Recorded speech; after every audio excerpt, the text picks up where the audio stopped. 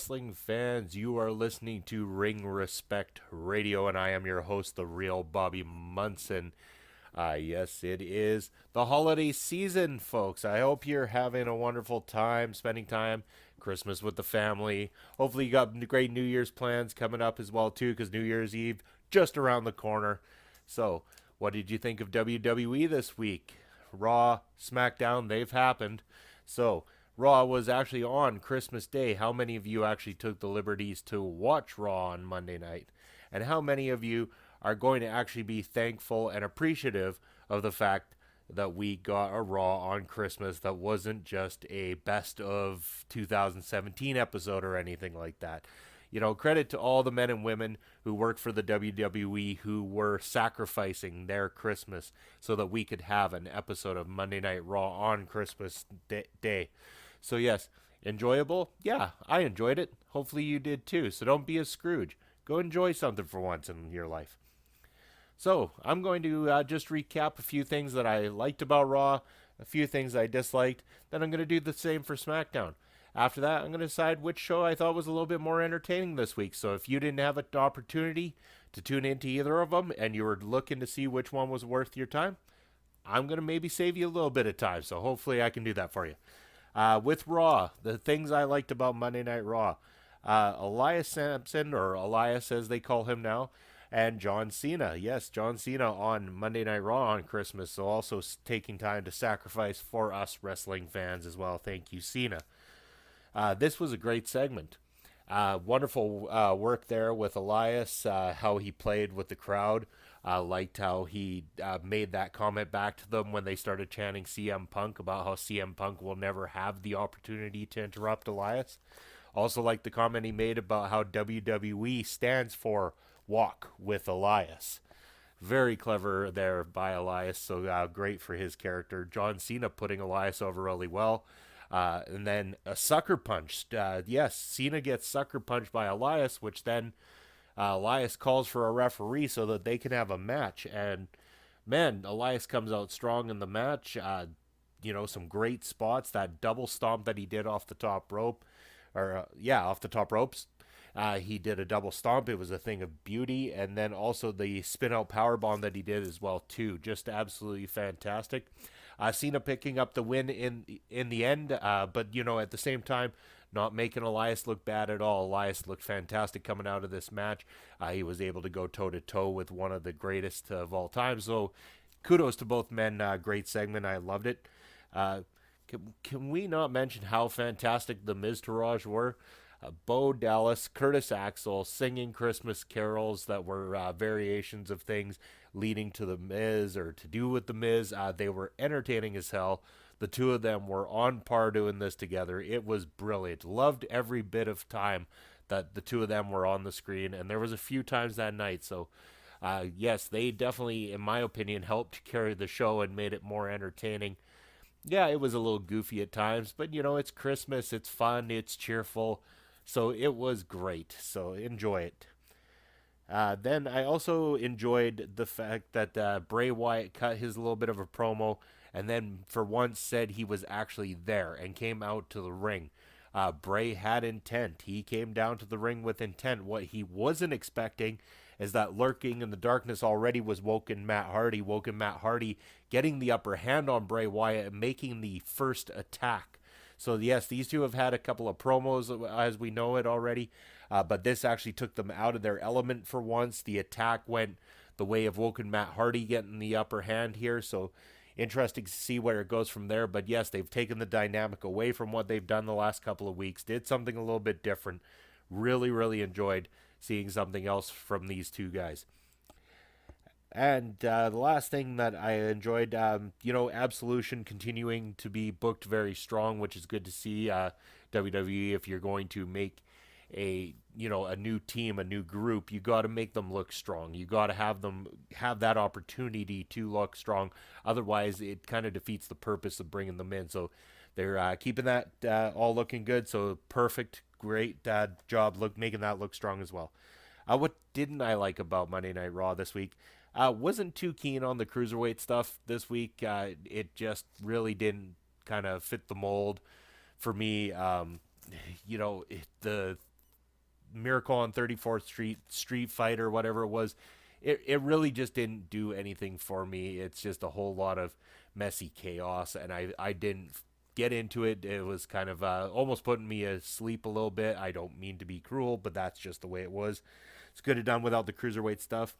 Wasn't a big fan of the Joe and Reigns match. Nothing against these two guys. The match was fine. It just, ending in that DQ finish kind of it deflated it a little bit. And I know that these two can give us a lot better. And, it would be exciting to see them go one on one in a proper match that, with a proper finish. I think we deserve it. I know it's happened before, but I want to see a proper all-out brawl between these two. Likely on a pay-per-view sometime. I think we could be treated to a real treat. So hopefully we will get a better Joe versus Reigns match down the road. And the new tag team thing, the new champions thing. It's not that I don't get it. It's not that I don't understand. It's not that I don't appreciate that. That's kind of where the storyline is right now. But these forcing of guys together just because of circumstances like the whole Rollins and Jordan thing is just, maybe it'll go somewhere, but right now it really just kind of doesn't connect with me. I don't see the point of it, especially when you've got teams sitting back there. Like, I mean, you've got, guys like the Club, like, for example, world-renowned tag team wrestlers, and we basically got him sitting on the sidelines so that we can continue this Jason Jordan skit, which could be fine on its own, but why does he need to now team with Rollins and have this cocky attitude about being in a tag team with Seth Rollins? Just, not necessary, didn't care for it, dragged the show down a little bit for me. So now let's switch over to SmackDown Live and kind of give you the ups and downs of SmackDown Live, what I liked, what I didn't like. And oddly enough, this one's going to land on my likes and my dislikes column, both for two reasons. U.S. title tournament was announced. Dolph Ziggler vacating the title voluntarily.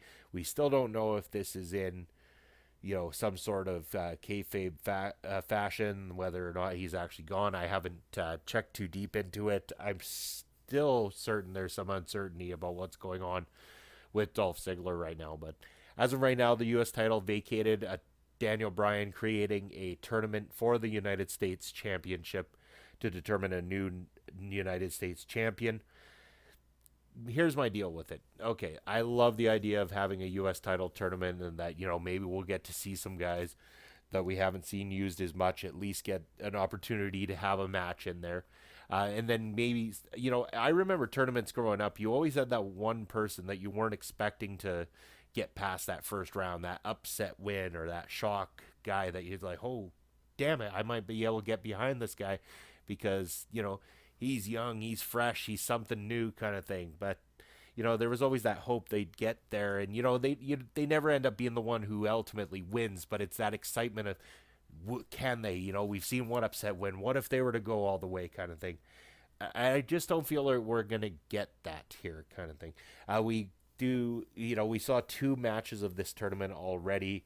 One in the form of Bobby Roode versus Baron Corbin. Yeah, Bobby Roode ends up winning. They're trying to make this seem like this is some sort of an upset, but it's Bobby Roode. I mean, my God, this guy has been on the wrestling scene for, almost as long as Corbin's been alive. So this is no upset for Bobby Roode to be winning. So, a little frustrating to see them even announced like that, like a little ridiculous. I know they can't completely acknowledge all of the accolades of Bobby Roode, but it's not like it's any sort of a mystery that he has had a career outside of the WWE before. So a little weird to kind of call things like that.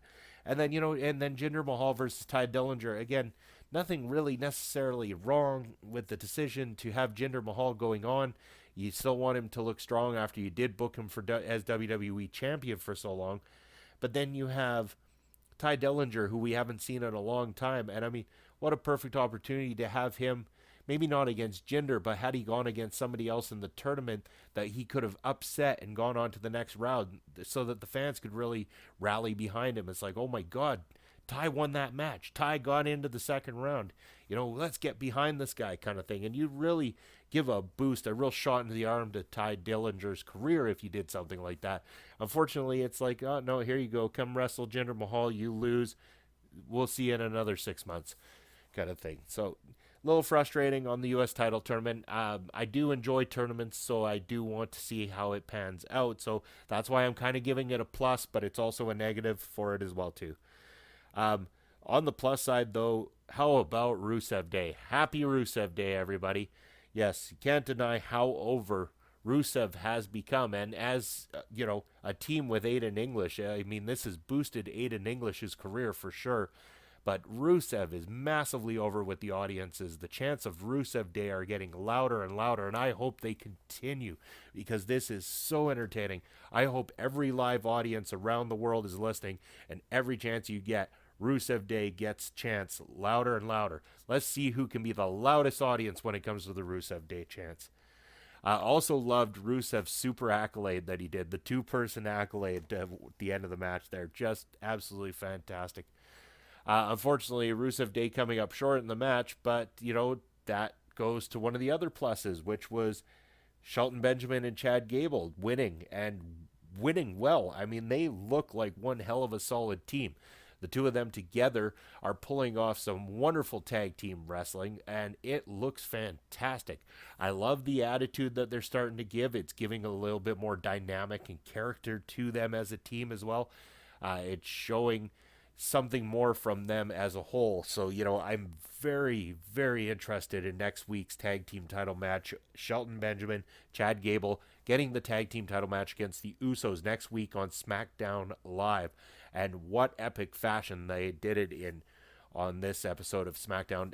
If nothing else, this episode of SmackDown, it's worth going to watch just for this tag team match, but make sure you skip the whole beginning talking segment. It was fine for what it was. It was entertaining when Rusev would talk. It was entertaining when Chad Gable would talk, but then out comes the New Day, and it's not that they're not entertaining, but it's a lot of repetitiveness that we've seen before, and it dragged and dragged and dragged, and it becomes one of those big cluster messes that WWE likes to do with these promos where you've got the general manager in the ring, and then you've got a one by one have every team or every person of a certain roster come out and say the same damn thing the last guy just said.